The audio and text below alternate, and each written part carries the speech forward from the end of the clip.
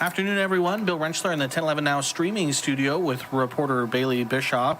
Again, the streaming studio, a nice place for us to kind of bring you some updated news.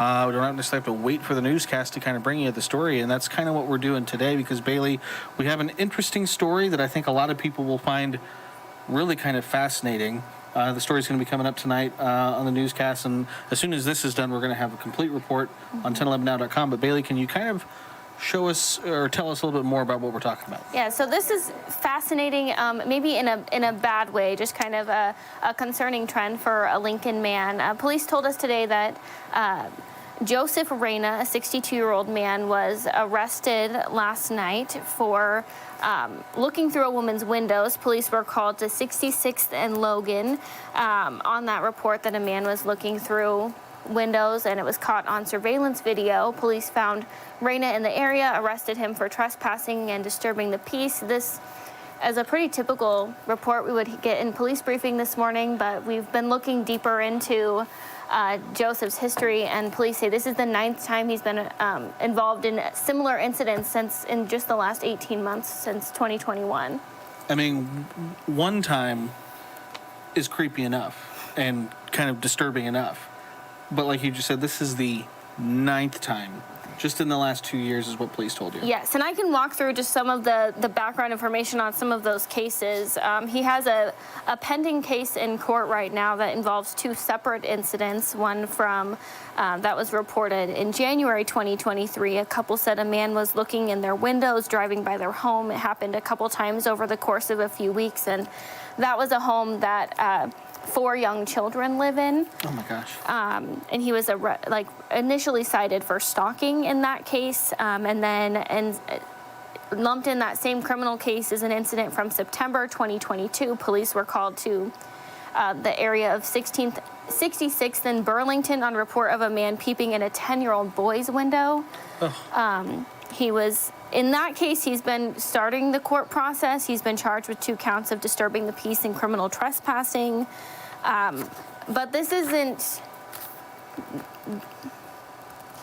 the first time that this isn't new this year either. In August 2021, he was arrested for 4 counts of trespassing, 2 counts of disturbing the peace. A woman reported a man was looking through her window, and the court documents say he had his hands down his pants, and then police again found Joseph in the area of that home and arrested him. He was sentenced to 3 months in jail, twice to be served consecutively, so 6 months of jail, but arrest affidavits for these cases say that this behavior is dated back to 1985. That's 38 years. And so I don't know how into the weeds you want to get into it, but sounds like a case where maybe the laws on the books for a serial offender like this just can't put him away for an extended period of time. Yeah, that's what I've been trying to figure out today is just how does this happen? And I had a conversation with the county attorney earlier, and he echoed that same thing, that just the charges that they're able to file in these cases tend to come with shorter sentences, and they don't have enhancements for these sentences. Pat Condon said that, for example, he's already bonded out for the arrest, for yesterday's arrest. He's not in jail right now, and he was able to do so without going before a judge. And that's because with a case like trespassing, there's a menu of charges that if you get charged with and you go to jail, you can pay a bond right away and just get out.